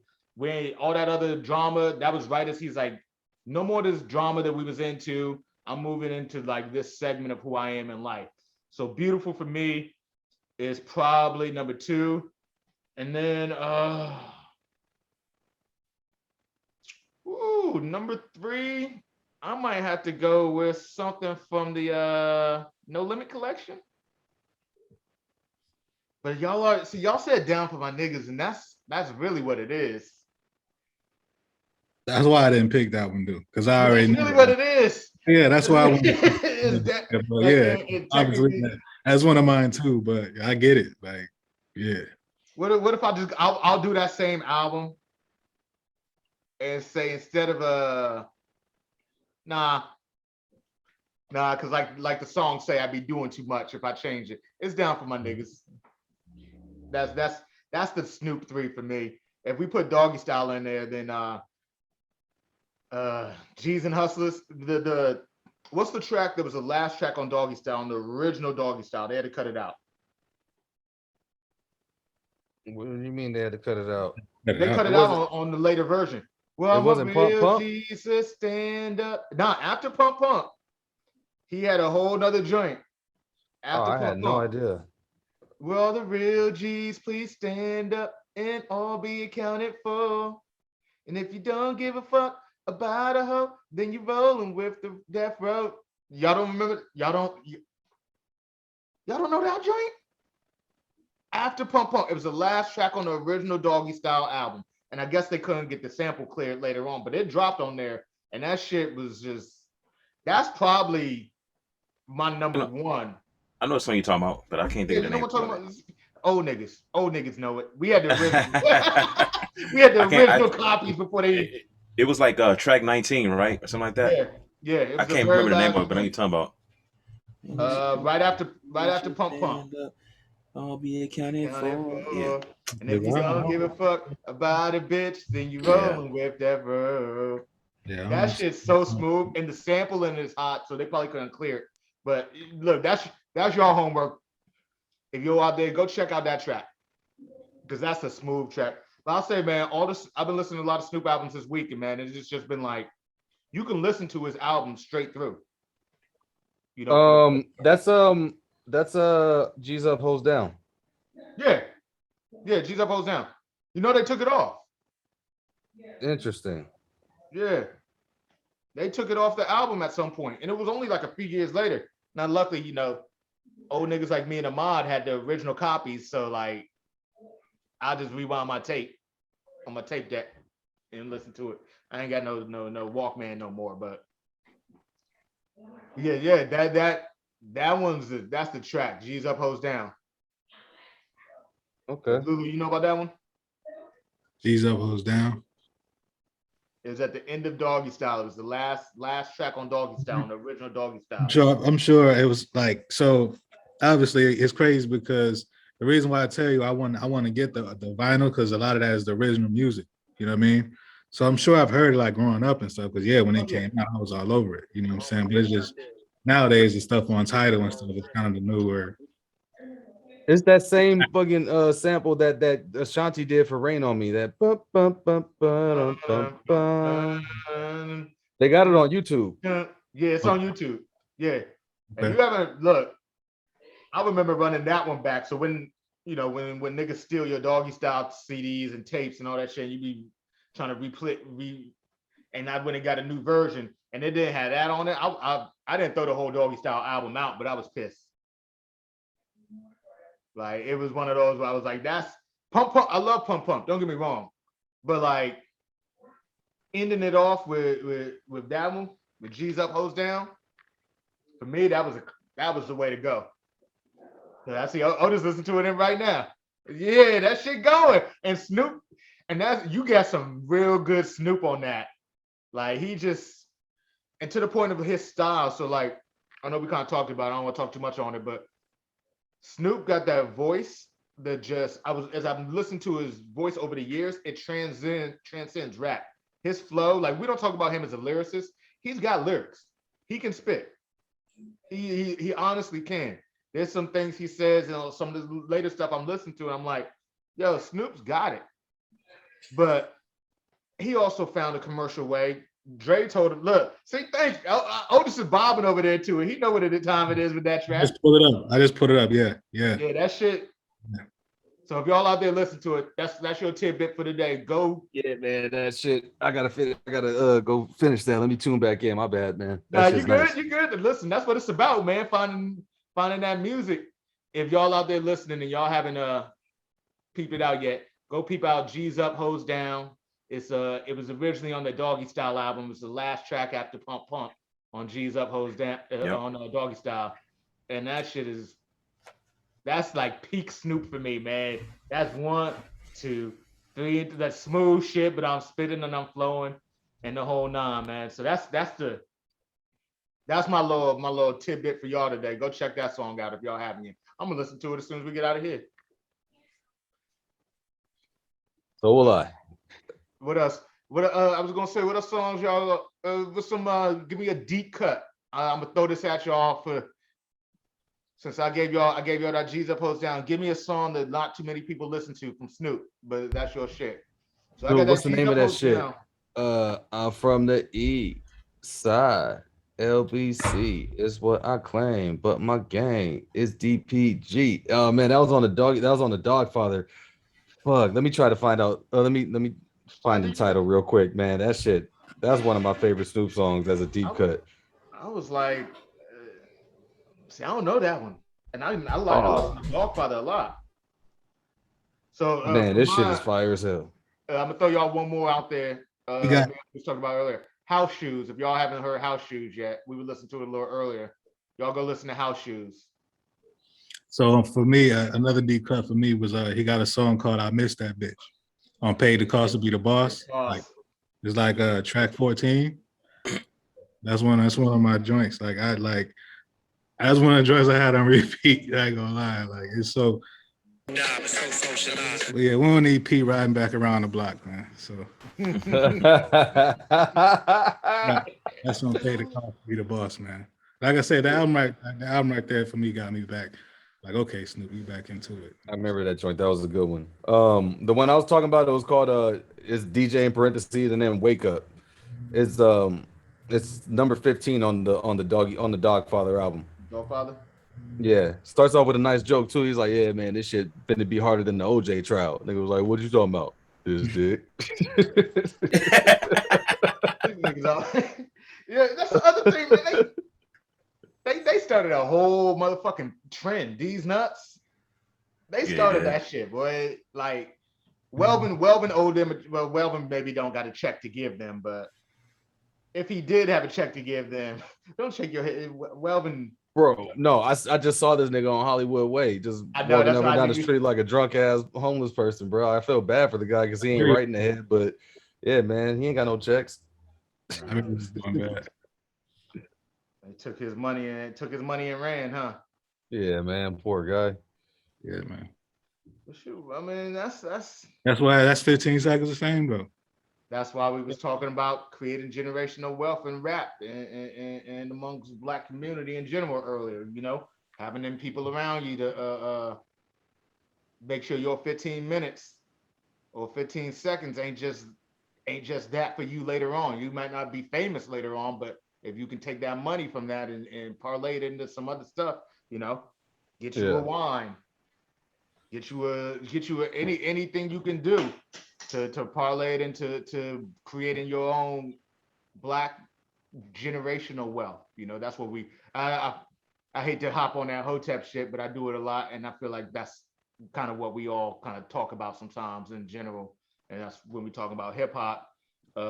Big Snoop was talking about working with, he's trying to do a Def Jam Kids, you know, so he's like, because the music the kids are little kids, he's like, I got grandkids, the music they listen to ain't telling them shit, you know, so I want to do a kids out, you know, not like him do a kids album, but have a kids division where he's putting out music more friendly for everything that, so right, you know, and that's That's crazy. Crazy to think about. Snoop he doing a said, kids album, bro. he said the new music ain't telling him shit like his music was. Look, stop it. I know how I'm to just, wear house shoes I'm now. just saying. I'm just saying, man. I mean, I like his old stuff too, but I mean, like he was, he said, You can't be cracking that. You can't be cracking jokes when I got alcohol in my bro. I just took a sip of my scotch, bro. You damn my throat on fire, nigga. That's Hey Scott. man, Snoop's all right, man. He taught us on the East Coast about Bally's, about khakis, about house shoes with socks. We ain't even know till Snoop and Menace came out. These niggas wearing house shoes outside the house and socks. we're gonna talk about he's saying something profound or something. I mean, check out some of his later albums because I've been listening to some of it, and he's been talking about some shit in there. He been These little niggas ain't rapping about running trains and shit.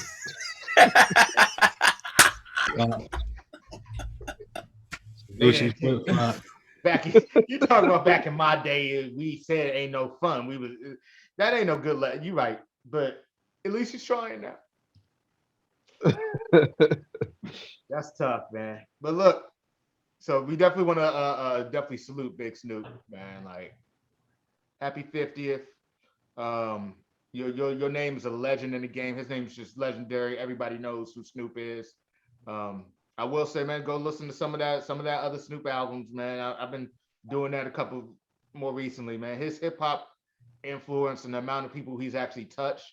When you start listening to the albums, like I said, he got a track with Soulja Boy and Bumby. They're smacking. What? So he's really touched every piece of hip hop and the genre and the culture you can really think of, and he's stayed true to who he is. You know. Throughout the whole thing, you know, a lot of people sell out, a lot of people do some fuck shit or just, you know, try to rap with the new rap age or new rap style, and he just stayed true to who he is, but it's transcended time, you know, if you will, and eras, and he's kind of got that voice that goes through. So, you know, you definitely want to salute him. He might be in the conversation for the Mount Rushmore, man. That being said, you know, I want to definitely go ahead. What's up, Ahmad? Oh no, I was gonna say something about he had this one song that's profound. In the beginning he talked about something, but this is one song that I like that a lot of cats probably don't listen to or don't mention. But in the beginning he goes, "Hey yo G, I've been listening to this nigga Quick album. He ain't got no songs about the pussy. You know that shit." This shit, you feel me? No, but that song is called Pussy Medley. That's one of my favorite songs that nobody hardly ever mentions, but it's a quick song. But Snoop is on it. But, you know, it got the quick beat. I love Quick. You know, I grew up to Quick. But that's probably my song. But he was saying some profound stuff about the pussy, man. You know, he was talking about something. About the pussy. These little niggas ain't talking about nothing. I am curious an asshole. Kids. Lord, listen, you in LA too, man. You got to be more careful. Oh man, I'm here for it though. He's not too far from me. I'm in Ontario. He probably in Diamond Bar still. So he ain't too far from me. You're not there, man. We ain't giving out your locations. You in Ontario, Canada. Ontario, Canada. But fellas, look. Hey. It's October 31st.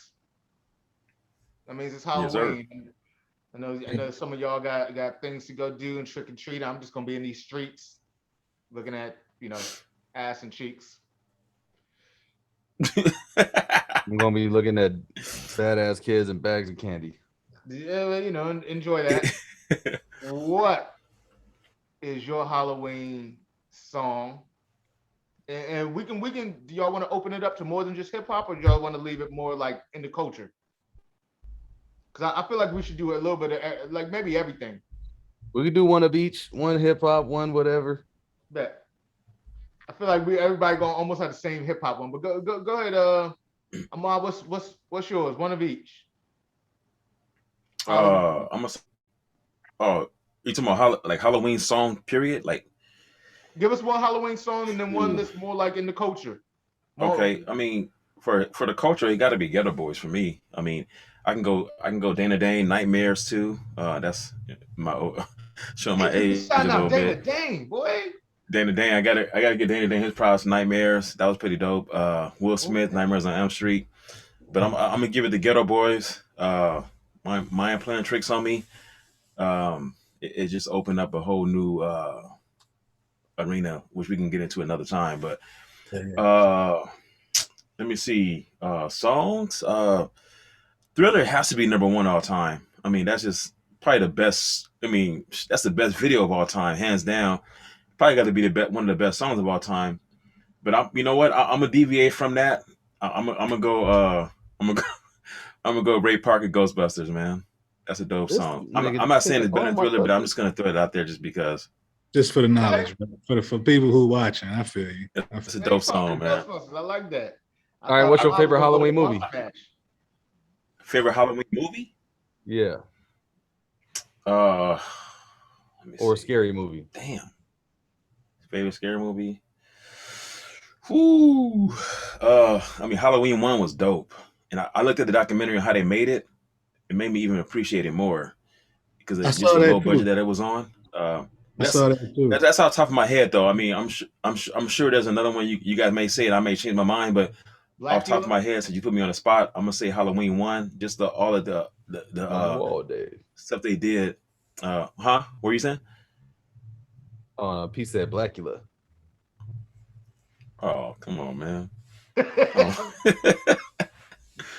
Blackula. Mama I'm Wall gonna go. Day. I'll go Halloween. But y'all may change my mind with something else, but we'll see. What you got? What you got, Luke? Halloween rap, Halloween song. Otis doing Uh, movie. I mean, I mean, obviously we know Thriller is the GOAT as far as that. You know what I mean, I'm gonna let that sit right there because like TKO, he deviated from that part. So I think culturally when we think Halloween Thriller, I went to a Pistons game a few years ago during Halloween weekend, and they had the halftime show. They did a little version of Thriller. They danced, and so obviously the choreography, the video for, I mean, the best song, the best video for choreography, the longest video. Even when at the end Mike Jack turned around and had the creepy look, it really just set the mood for Halloween. Um, I want to give for actual song though. We're going to talk about songs. Besides the Ghetto Boys, I want to say Never Seen That Man Cry with Scarface. Yo, that's a He That goes one, That's a hard great. with his That's head. dope one. that's a great one, man. I didn't even think about that one. That's yeah, great. but That is a great one. yeah, and obviously that's Ghetto Boy still, but Right. definitely shout out to Scarface for that. That's the first hip hop tape that my dad ever bought me, just because he didn't know what he was buying. Yeah. Diary. The B side of that, like that song was dope as hell, but the B side of that was the shit he didn't want me listening to. What was on the B side? Let us know real quick. Now, when you rolling through your motherfucking hood, what do you see? I see some motherfucking G's. First words of that, first words on that verse, man. Rolling through my motherfucking hood and things. Seem to me my motherfucking hood done changed. I'm like, oh, I shouldn't be listening to this, but I'm going to. Yo, man, but Oh yeah, man. shout out to Scarface, and obviously, I'm sure later on we'll address, we'll get into that Scarface, that Texas scene. So I definitely shout out to him and the Ghetto Boys again, just to piggyback off of how hip hop is just so culturally big that we can just start on one thing and segue into nothing to the next. You know what I'm saying? Everybody's connected. The music is connected. Holidays, But to the question about the movie, I want to say Child's Play. I like Child's Play. I like Chucky, the first one. I mean, all of them are pretty dope, but the first one is still a classic to me. So for Halloween, I might throw on Child's Play and just chill. And it's to me, it's the irony of Halloween on Sunday too, man. Like, You know what I'm saying? It's like, man, I went to church today. I can't turn around. The real irony is you should be going to church on Saturday, but you know. That's the real Sabbath. That's the real Sabbath, huh? Yeah. Don't listen to me though. Percenters in here. I know, We right? got to get the percenters in here to talk to y'all. No, right? Seventh day. The seventh No, you day. ain't got to go that far. I know there's a few in the group. There's a few in the group. Definitely happy Halloween from the potluck, man. So you know, Sure. all enjoy it, get your candy, get your costume, enjoy it, man. Be safe. You know what I mean? Check your candy because you know, make sure you ain't getting no pills or nothing wrapped up in that stuff, man. Make sure ain't no AK-47s in your Snicker bars. Man. Man. I was shoot. Let's see. Otis, what you got? I mean, aside from the obvious two is Minus Playing Tricks and Thriller. So aside from those two, I gotta go with Bone Thugs Mo Murder. Like I honestly feel a little bit of dread when I listen to that song. When it comes to vibes, bro, that's the one. And then as for like a straight up Halloween song, like shit, bro, I might have to say I mean, yeah, Ghostbusters is the one. It's a little too happy, but you know, it fits the vibe. You know what? Fuck it. I'll go with the Halloween theme. I could listen to that shit by itself. And that's dope. The theme from the movie? Yeah. Mm-hmm. Okay. It's beautiful, man. The way that shit was composed is absolutely perfect. Right. As for the movie, it's a Rob Zombie's Halloween is my all-time favorite scary movie. But Little Shop of Horrors is like a must-see every year for me. Oh wow. Okay. Hey, bro, just so y'all know, I'm not fucking around. I got my little Audrey too. I watched Little Shop a few months ago, man. That's my joint. I haven't seen that in years, man. You know what? I'm gonna say this right. The other night, me and my lady was talking, and we was talking. Yeah, Christmas is coming up. She's like, "What? You know, let's get our Christmas vibe together. What are your favorite Christmas movies?" I said Gremlins. Yeah. Hell yeah. She goes, "That's not a Christmas movie." I said, "It's not a Halloween movie, though." I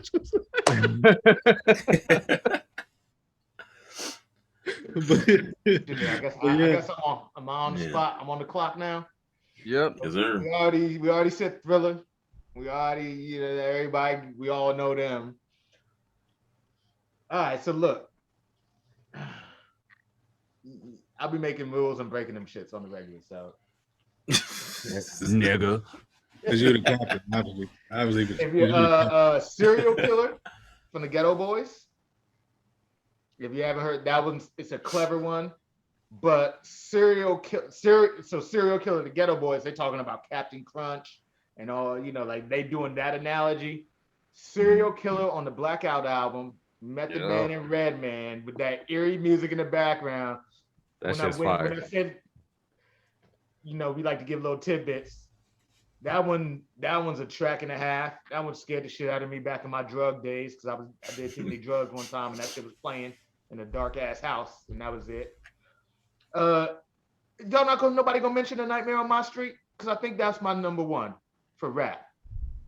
Well, y'all mad? I hate y'all. No, I'm fucking with you. Like, bro, I shouted that out at the very beginning. Oh, yeah, and I mentioned it too. My bad. I missed it. I think that's my number one. That's legit. Cause well, obviously not my number one. Mind Playing Tricks is the one, but I think that Nightmare on My Street, and he tapped into a market and a franchise. This, you mentioned earlier watching the how they made Halloween. I watched the same series. I watched the we just want to call it Freddy Krueger. Nightmare on Elm Street. We want to call it Freddy. We don't refer to it by the movie names. Freddy 1, Freddy 2. We watched the Making of Freddy. And this nigga just hopped away like a leapfrog. Oh shit. But yeah, and I think if we do songs outside of Thriller,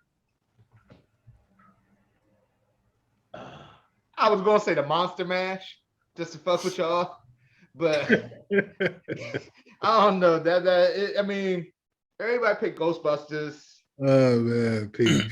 Man. It ain't, I ain't saying Monster Mash. Y'all niggas know he did that mash. But y'all know when you're a little kid. That's a fun song though. Yeah, put it on you and your kids right now. Y'all gonna. Yeah, it's a fun song, man. I just don't know. It doesn't give me no creepy vibe though. Non-creepy vibe, but it's still Halloween because we talking superstition. Stevie It Wonder. is. No, I'm saying I'm pivot. Stevie Wonder. Oh, superstition. Okay. Superstitious. That's Okay. what I'm gonna go with. That's a great song, man. Oh, it's classic. Yeah, I'm gonna go with superstitious for my non-rap. Okay.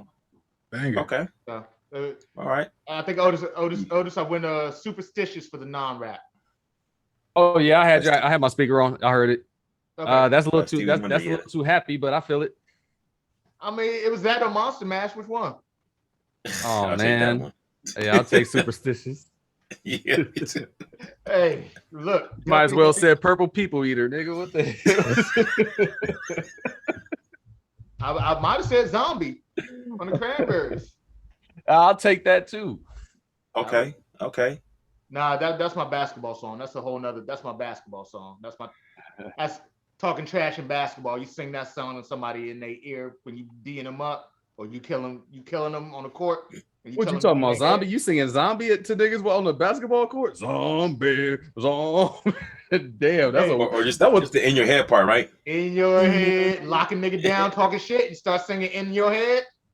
Okay. Go out the window. They first of all, you singing Zombie to a nigga.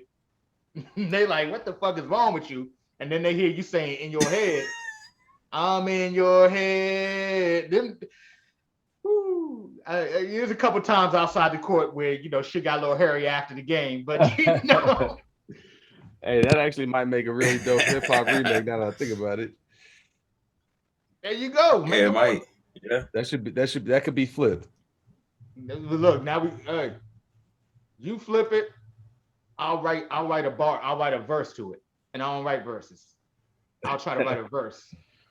Man, you gotta give me time, bro. It's been months since it's been a while since I've been on these beats. It's been a while since I've been in any kind of bars or spit any kind of bars. I'm not on Lulu level. I'm not top 5, but I think none of us are, bro. Apparently, man. Top 5 Lulu, nigga, and the other 4 are Lulu.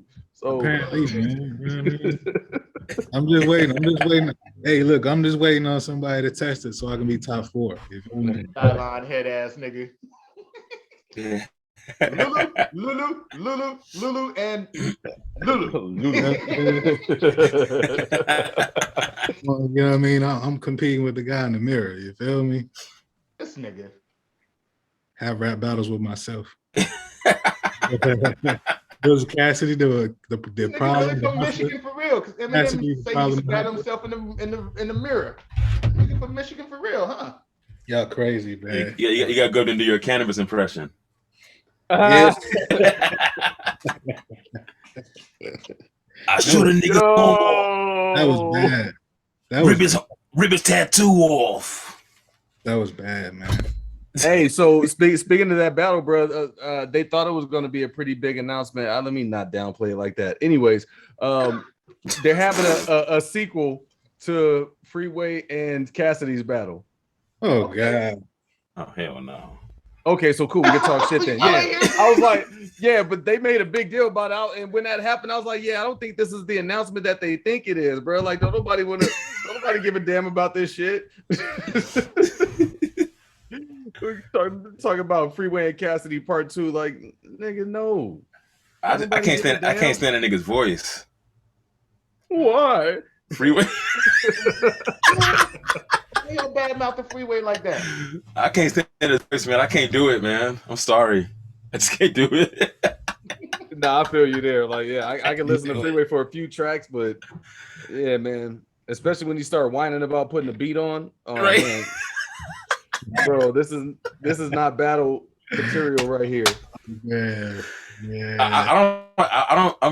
Cassidy's voice is funny too, man, but yeah, I can't do Freeway, man. I'm sorry. I just can't do it. He said I want to rap over a track. Put a beat on. No, don't put that beat on. I don't like the beat. Hey man, leave Freeway. I'm gonna go eat some Philly cheesesteaks. You gotta put a little more into your shit. Like, but this nigga's Lulu Midwest. I need one more East Coaster here to help me defend this real quick.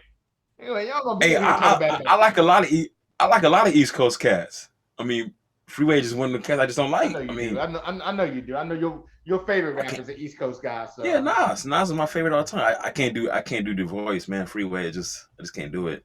That nigga sound like Marvin the Martian.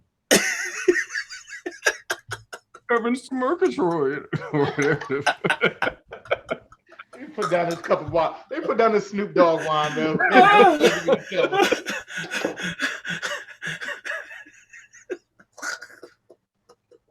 Y'all got me spilling my wine and shit on the couch. Oh man. Look, man.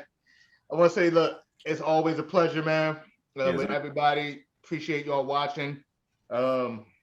Before we go, obviously, we always like to make sure we shout out everybody we need to shout out, say what's up. So I definitely want to shout out.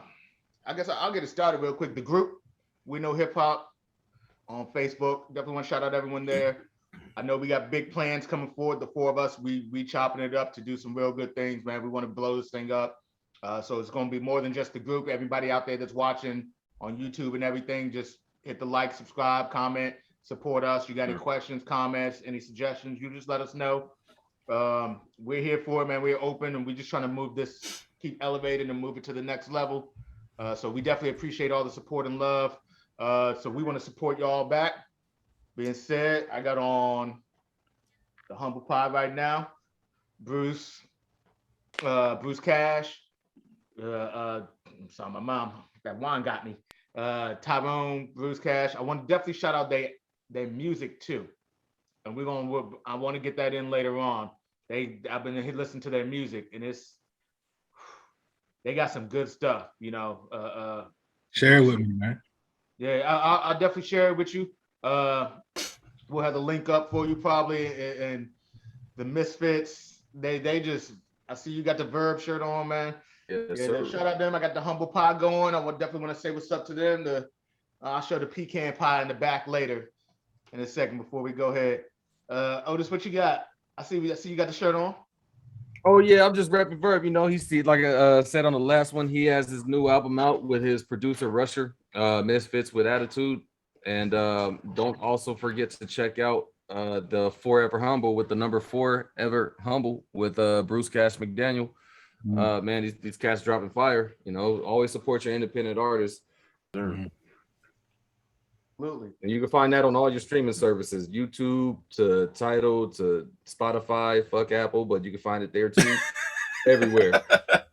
Amai, you want to shout out CB4? Man, I love Cash. No, the same thing you guys just said, man. Shout out to those guys. You know what I'm saying? Support their work, man. You know what I'm saying? We all in this together. Support Forever Humble. Support Verb. Support both of these brothers, man. They doing their thing, man. Also support us, man. Hit the like button down below, man. Support us. Give us any feedback you may have. What things we can do better in the group. Obviously, and things you like. Hey, things topics you guys want to see. What I'm saying? We'll discuss those as well. So just hit us up, man. Support us. Support all the brothers in the group doing their own thing. All the independent artists. What I'm saying? We all in this together, man. Support. Hey, definitely a pleasure. Before we roll out, just shout out to Antonio and Thomas Beeks. They always give us a little feedback, a reaction video. So, and I appreciate it. Whether I talk some shit on it or not, I always appreciate the feedback and the reaction videos. And you know what? It always shows y'all are supporting us and y'all are watching, man. And we just want to do the same. And we appreciate it, man. This is another week of the potluck, man. Lulu, I don't know what happened to Lulu. I think he might have closed out by accident, or he just said, "Fuck y'all, I'm out of here." But shout out to Lulu. I understand. And shout out to TKO Joe and his costume, bro. Like I really thought I was talking to an inmate this entire time. That shit is official. Just tell me where I can put some money on your books, and I got you for today only. If you need some recipes, man. I know how to make a swole and all that, but but that's a whole different life. But that's a different me. Hey, appreciate y'all. Yes, sir. Appreciate everybody watching the potluck. Can't wait to catch up with y'all next time. Hit us. We out. Peace. Peace.